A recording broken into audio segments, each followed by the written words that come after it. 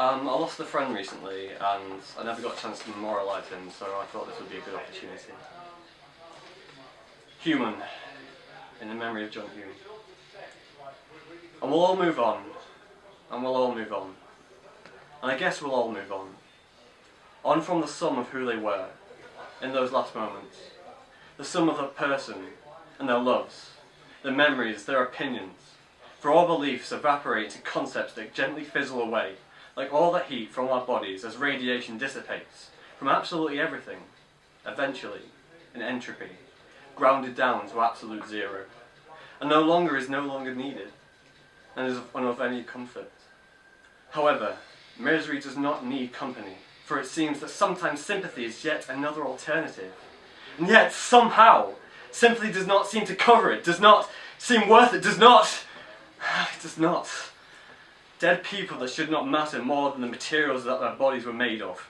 And yet, I'm guilty of feeling the warmth of my heart fizzle out, as though his spirit had taken it with him to fuel him, to keep him strong upon the next leg of what I imagine to be a journey through space and time, lasting longer than anyone could ever think to imagine, to dare, to dream, to bear thought of, or theorize about.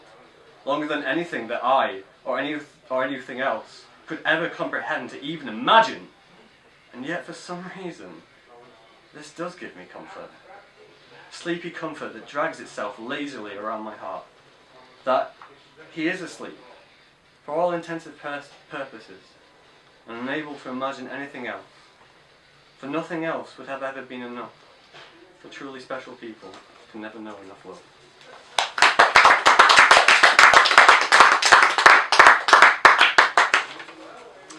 This one's dedicated to my best friend. Called oxytocin.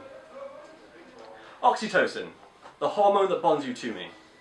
Like the atoms in a hydrocarbon, fueling the fires of relationship that bring you closer to me. Chemistry, the messenger, the simple postman, whose duty is to deliver the letters that detail my want for your love, your stability.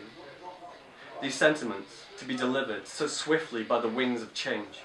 The joys of knowing you, like I for you, feel exactly the same platonic way.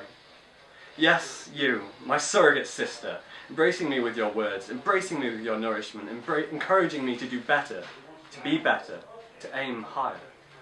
And it is because of you that I am now, in fact, sister, that person you've always seen in me.